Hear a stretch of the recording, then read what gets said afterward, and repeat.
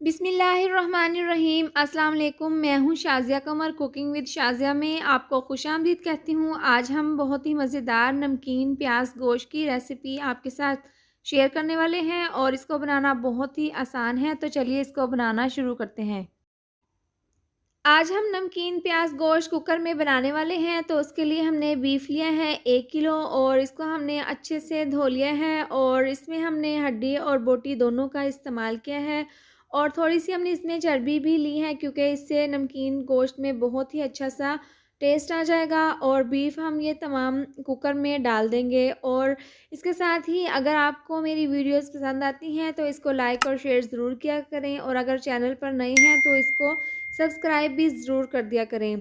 तो सबसे पहले हम इसमें 1 चम्मच नमक डाल देंगे और फ्रेश लहसुन अदरक का पेस्ट हम इसमें 1 चम्मच डाल देंगे और साथ में हम इसमें 2 से 3 गिलास पानी डाल देंगे क्योंकि हमने इसकी ग्रेवी थोड़ी-सी पतली रखनी है, तो इसलिए हम इसमें पानी डाल देंगे और इसको अच्छे से मिक्स करने के बाद कुकर का ढक्कन बंद करके तकरीबन हम इसको 8 से 10 मिनट के लिए अच्छे से गला लेंगे।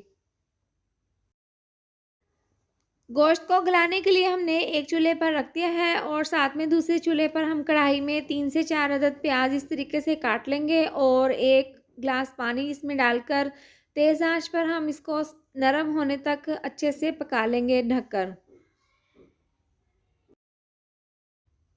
प्याज यहाँ पर हमने 5 मिनट तक इसको तेज़ आंच पर पकाया है और आप ये यहाँ पर देख सकते हैं कि अच्छे से नरम हो चुके हैं। तो इसके बाद चूल्हा हम नीचे से बंद कर लेंगे और ये तमाम प्याज हम निकाल कर ग्राइंड में डाल लेंगे।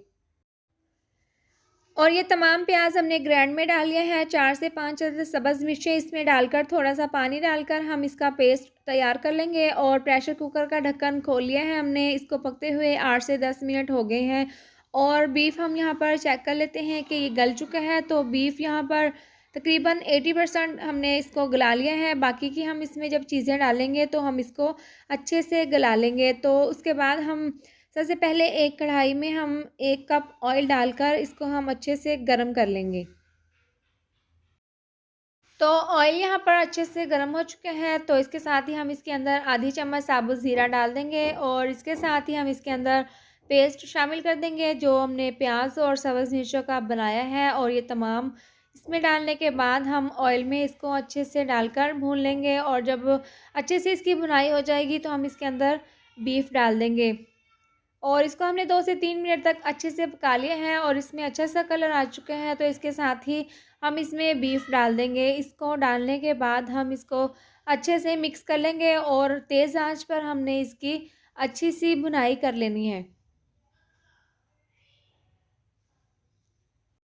गोश्त की हमने अच्छे से भुनाई कर ली है और इसका टेस्ट मज़ीद बढ़ाने के लिए हम इसके अंदर पिसी हुई काली मिर्च आधी चम्मच शामिल कर देंगे और ये ऑप्शनल है, अगर आप डालना चाहें तो डाल सकते हैं वरना तो आप इसको स्किप कर दें। और हम इसको अच्छे से मिक्स कर लेंगे। इसके बाद हम इसके अंदर यखनी डाल देंगे। ये यखनी वो वाली है जिसमें हमने बीफ को पकाया था और इसको डालने के बाद हम इसको अच्छे से मिक्स कर लेंगे और तेज़ आंच पर हम इसको अच्छे से पकाएंगे ताकि बीफ अच्छे से गल जाए।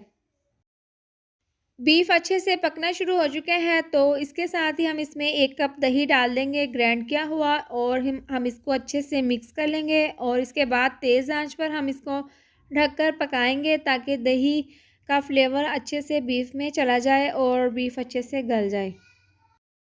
दही डालने के बाद हमने इसको 5 मिनट तक अच्छे से पका लिए हैं और इसके बाद हम इसके अंदर 2 अदद लेमन, 4 से 5 अदद सब्ज़ मिर्चें और अदरक को बारीक काट कर इसके अंदर डाल देंगे और ये तकरीबन बनकर तैयार है।